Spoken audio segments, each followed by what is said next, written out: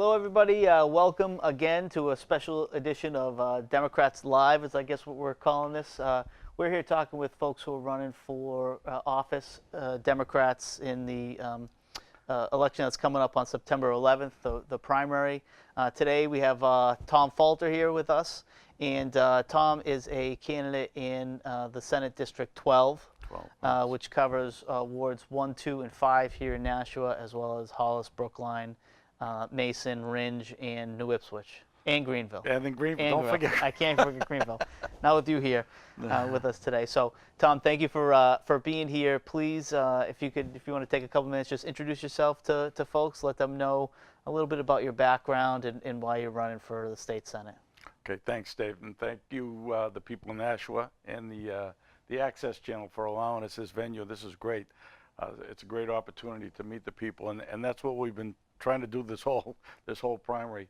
I'm from Greenville, okay, and which is the other end of the district. I'm a 34-year member of the International Union of Painters and Allied Trades. I'm a glazer by trade.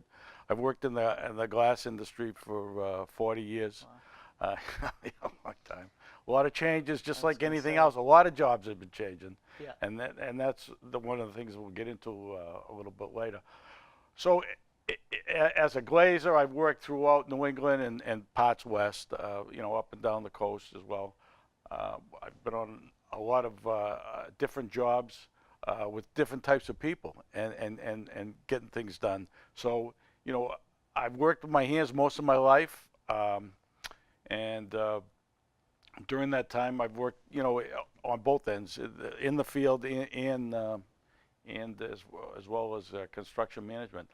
And you always find solutions. That's what I want to do in this. You have to, right? You have to find solutions.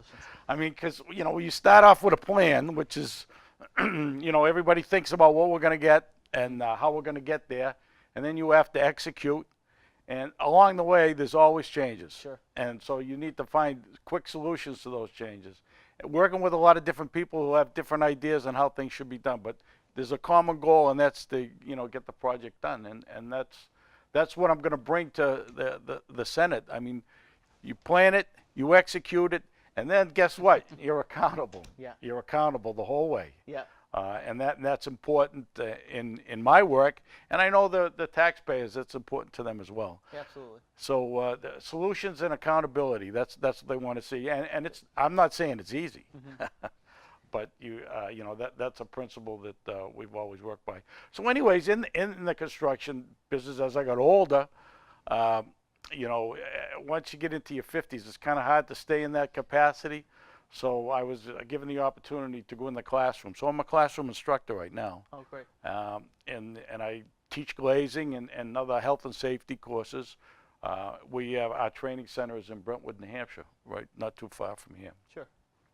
And there's in the apprenticeship, there's probably, we have different trades. We have the glazers, the painters, the industrial painters, tapers, and sign and display. So we got about 350 apprentices in the program right now. That's great. Yeah, and they're from all walks of life, different parts of the New England, because we cover the New England area, and we bring them up there for a week at a time, and we'll teach them, how health and safety courses, how not to get hurt on the job, sure. How to extend their work life, safely, yep. And what are the potential hazards on the job, and then hands-on in the craft of their choice, whatever it's going to be. We'll teach them welding. We'll teach them how to work an aerial lift. Some real basic things that'll give them opportunities to make a living, and a great living at that. The trades of what I've gotten out myself. Maybe other people. I don't want to say that you should follow me, but the benefits I've gotten from the trades has been unbelievable. It's great, giving me the best health care you can buy, a terrific pension plan, yeah. Annuity, and job security. As far as, and when we talk about job security, I mean, you have to know your trade. You have to be, have to be certified in different aspects of it.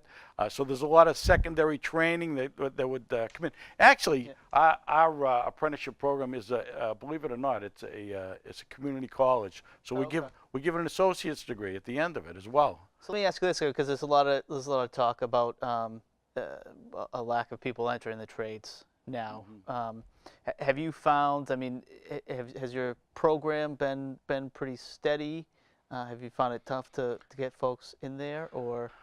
Well, we've found plenty of folks because they hear of the wages and the benefits, so they want to get it. But the right people is, people that that can, you're making a wage, a great wage and benefits, so you have to be worth it. Yeah, unfortunately, we've lost sight somehow locally and nationally about how important good union jobs are to get and keep people in firmly in the middle class and have some stability, economic stability. So I think it's great that you're doing that. We don't unfortunately have too much time in this segment, but I want to also have you talk a little bit about your record of public service to the town of Greenville and beyond, and let folks know how you've been involved that way. All right. So when I first moved to Greenville some 40 years ago,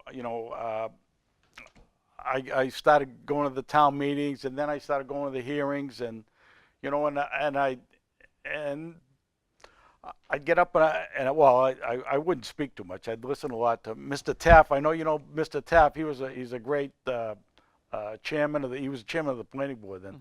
So and he was my mentor in a lot of what I did in town actually. And I still talk to him. But anyways, I got interested in the planning board hearings. I went to them, and then lo and behold, they asked me to be on the planning board. That's the problem with showing up. Eventually, you're going to be asked to run, right? Which is a good thing. Yeah. Okay. So, I got into the planning board, and got all geared up for that, and went to all the education classes that I had, the lectures and stuff, and so I was pretty proficient at that. Became the chairman of that. And then lo and behold, something that Mr. Taft, Judge Taft had started was the zoning ordinance. So then we got that going, and we actually, crafted the zoning ordinance that didn't go through the first time or the second time, as things happen. And when we got the zoning in, then I went over to the zoning board so you have that history. I mean, a lot of things happen in small towns. You don't know why they happen. And if there isn't some thread that follows through, it's difficult. What do they do that for? And there is a reason. Stability. So I think it's great that you're doing that. We don't unfortunately have too much time in this segment, but I want to also have you talk a little bit about your record of public service to the town of Greenville and beyond, and let folks know how you've been involved that way. All right, so when I first moved to Greenville some 40 years ago, I started going to the town meetings, and then I started going to the hearings, and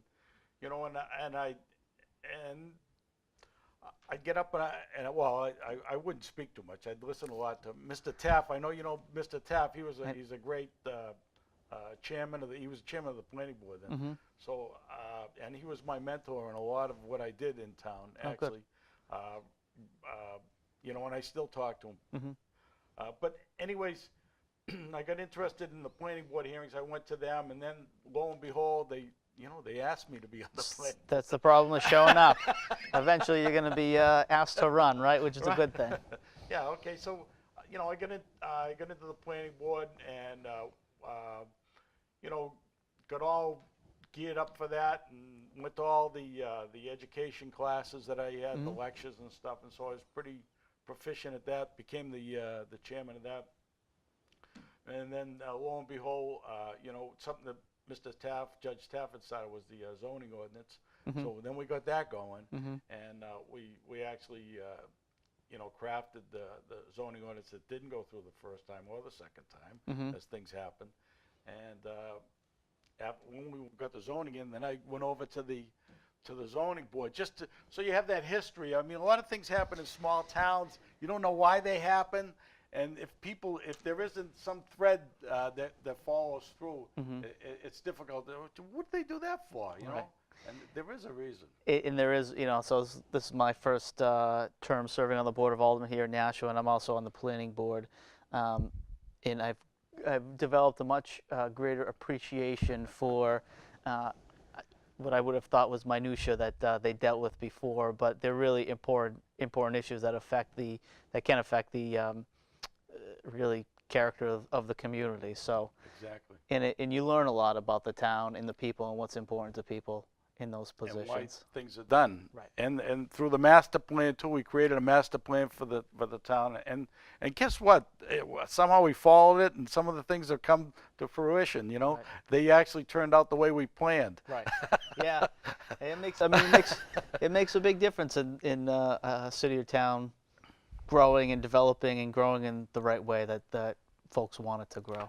Well, the important thing is we got down with a bunch of different groups, and we came up with a plan. We had a solution to what the problems or what we thought the problems were, and then lo and behold, we executed that plan. Yeah. And we're accountable for it now. And I'm not saying everything worked out, but it worked out for the better. Yeah. I mean, good thing we had one. Let's put it that way. Right.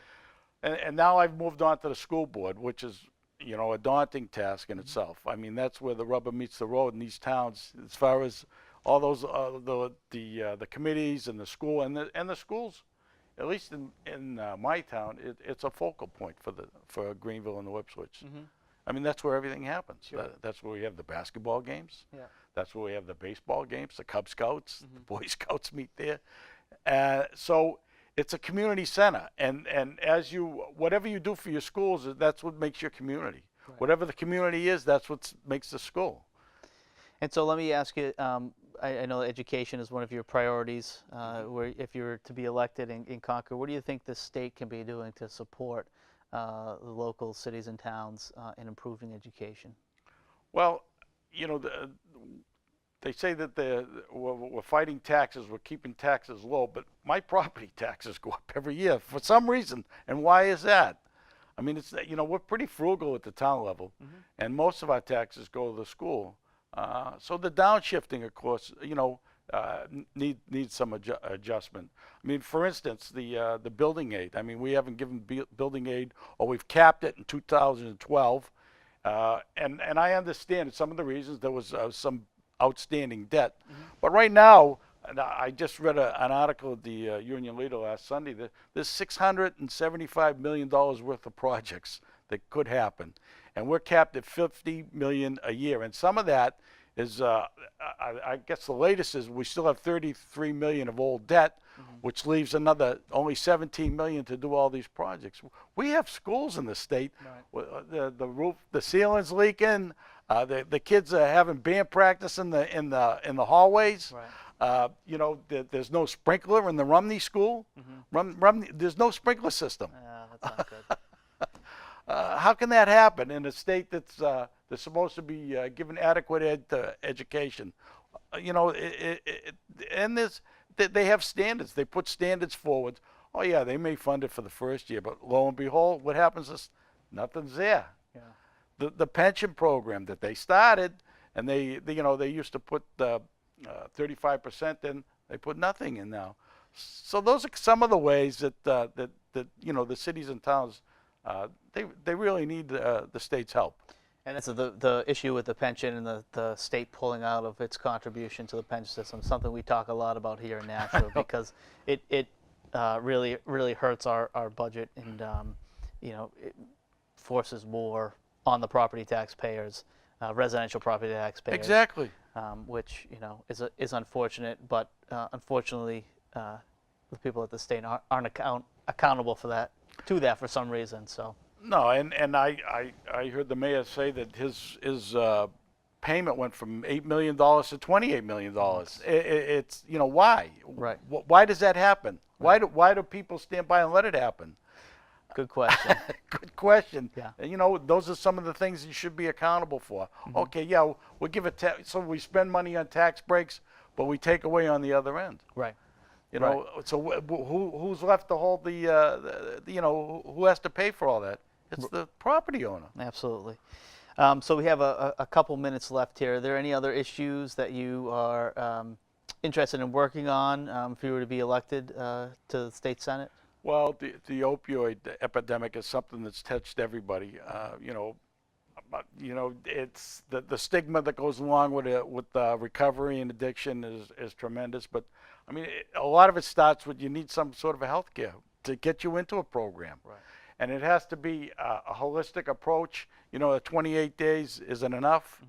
You need to extend that through, people are in recovery for years.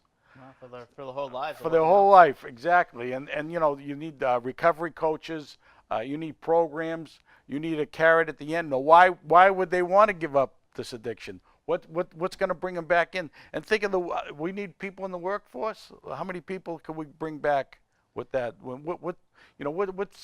What's the end game for these people? How do they get back into society and be productive and be taxpayers and hold a job? Right. Yeah, I mean it's a huge issue that we need to keep the focus on it definitely for the next 2 years and then probably the next 10 years, unfortunately. Absolutely, and I know I've been through. I've taken a tour of some of the homes here in Nashua. I know there's an ongoing program. I've talked with the people over the process center. I don't know if you're familiar with them over in Hudson. Yep. Now, they did that all on their own because they had to. Right. They had to. They were in recovery themselves. They didn't have a program to go to. They had to buy a home. Okay. Not only that, but then they had to fix it up. And then they had to be salesmen for that program. They had to sell it to other people to get the patients in. And now they're struggling with payments. Right. So.